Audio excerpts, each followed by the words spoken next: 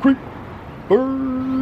We are here at the Max stop. We got the Max creeping in behind us. Today we are heading into Northeast Portland to the Hollywood district for another iconic restaurant that is no longer. That's right, Poor Richard's, located in the Hollywood district.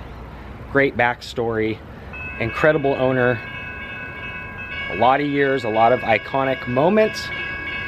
Poor Richard's no longer. We're heading into Hollywood now. Stay tuned. It's gonna be a good one.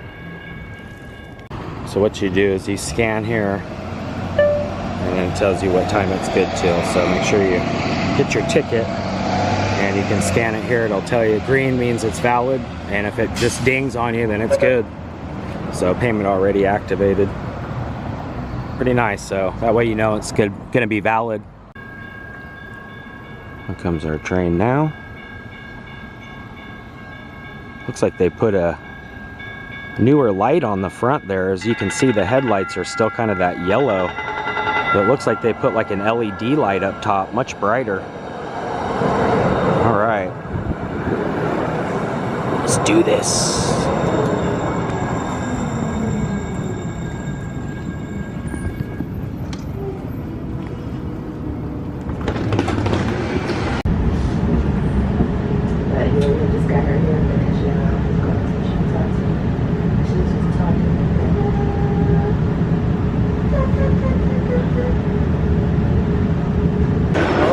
Got off the train here at the Hollywood Transit Center, and we are heading over to where Poor Richard's was located. And I really like the backstory about how it all came about. All right, we are here where Sandy meets Broadway, and directly in front of us, this is the Bank of America now, this whole brick building.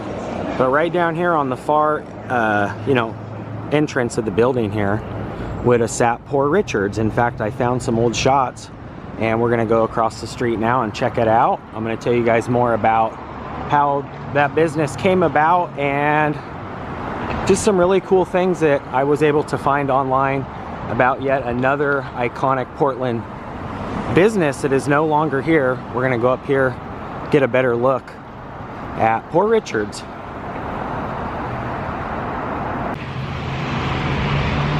So directly behind me here, where this brick is, on June 17th of 1959 would have been the grand opening to Poor Richard's, which was a really great like steak restaurant that folks flocked to on the weekends. In fact, you can still see really where the old signage sat, where the ghost sign kind of wrapped around there, and that whole front piece would have read Poor Richard's.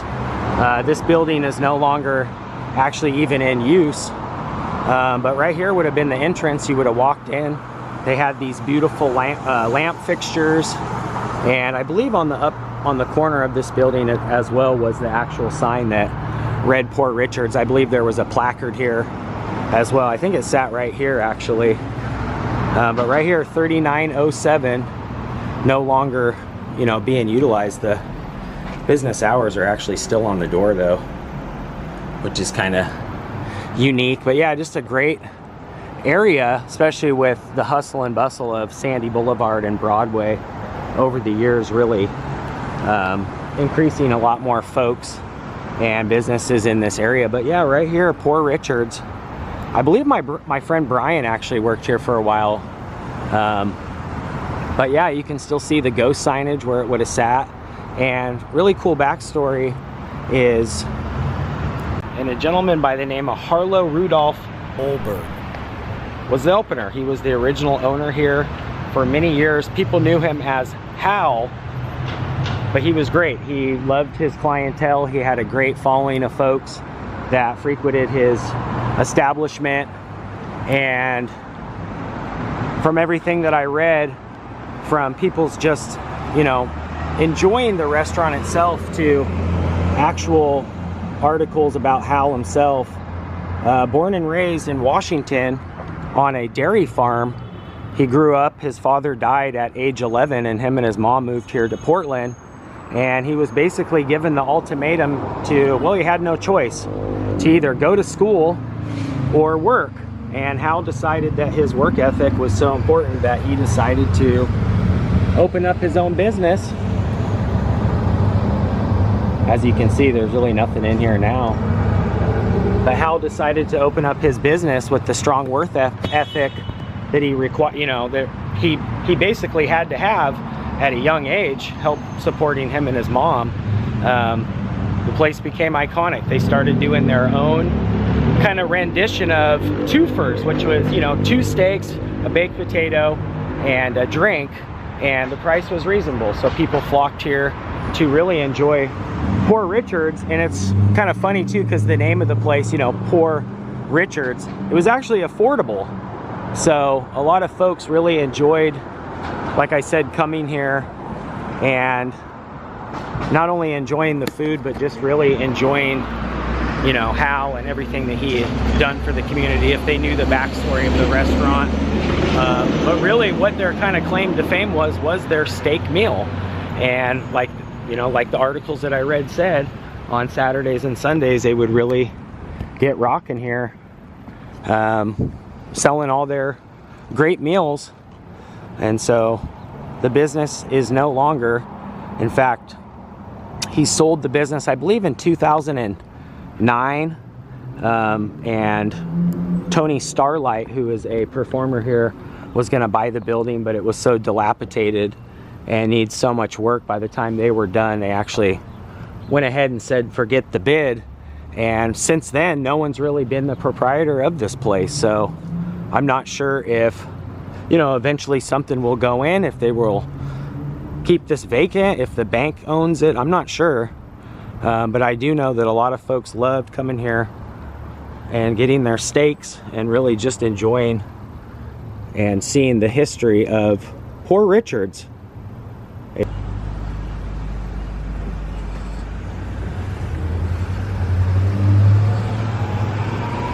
I'm also noticing here's where the sign, the Poor Richard's sign would have sat, in these little brackets here.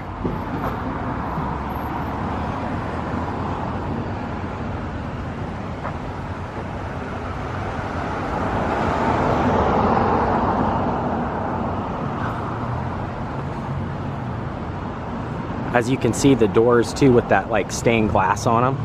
The whole inside was like that at one point, where it was really nice, like all wooden.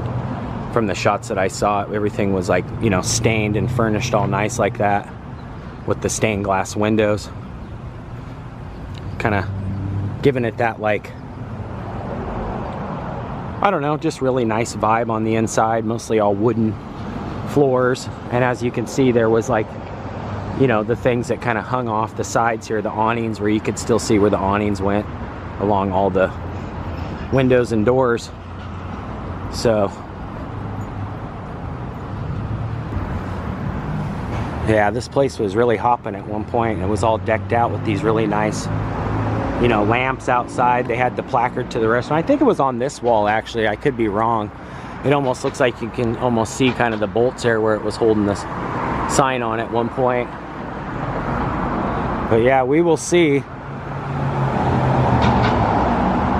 what happens here. Definitely a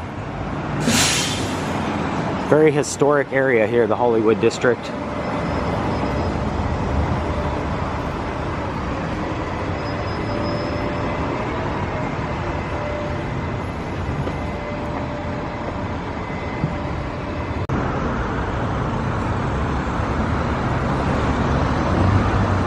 Yeah, this whole area has changed a ton. And luckily I found this old-timey pic here online from 1959, the black and white. As you can see on the picture here, they actually had a restaurant sign up on top of the roof at one point too. You can see there on the front door where the lanterns would have been and the Poor Richard's sign. So the building's kind of stayed the same, other than, you know, just the removal of the signage. And then on the roof there, the original sign too. But there you have it.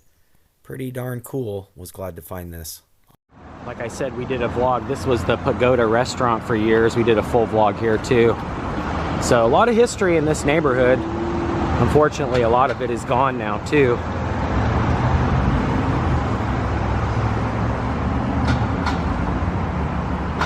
I didn't think you'd be able to see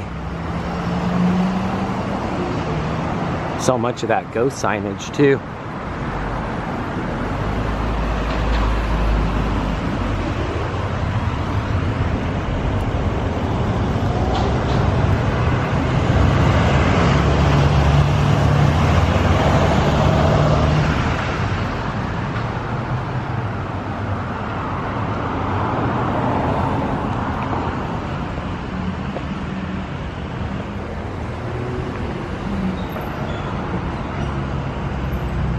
Walking up Hollywood Boulevard now. I was just talking with the security guards back there, and sometimes when the newer businesses go in, they'll save some of the history of the building, like some of the old pictures or some of the cast iron, maybe even the sign. And I asked them, hey, is the sign maybe around kicking it somewhere? And they said, I'm not sure, it's been so many years. But yeah, you just never really know. I didn't realize how much those ghost signs would still be there. I knew that really there was no proprietors of the building. And always good to see the Hollywood Theater here too, just gorgeous.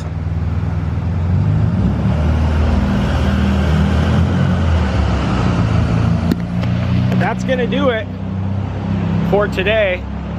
If you guys are new here, make sure you hit that red subscribe button. And like I said, make sure you check out the playlist above, because there is a ton of old Portland that's no longer. A lot of the ones that we've documented over the years are gone, either torn down or not even, you know, torn down or totally in different establishments. So I love you guys as always for tuning in and creeping with. Kind of sad to see old Portland go, but I do like that I'm able to document a lot of this stuff. But I love you guys. Make sure you hit that red subscribe button. If you're not a creeper, that will dial you in today. You can ring that bell, that way when I creep, you guys will be the first to creep. I love you guys very much for always hanging with me. And yeah, kind of a shorter one today, but like I said, I really wanted to just come down here and document that. Oh, look at this. What a great way to end it. I love you guys. Creeper out for now. Peace. Yeah, this whole neighborhood has really changed a lot. And like I said, this was kind of the more iconic place to have your business, all up and down Sandy and Broadway. So they did really well. It's just, you know, pretty much the changing of Portland, businesses, other places coming about over the years. And they were kind of like one of the original steakhouses though, where you could go in and get, you know, a big old steak, onion rings, baked potato, and save a few bucks. Not to mention Al was usually on hand, so you could, you know, kick back, talk about old Portland, and enjoy some good food.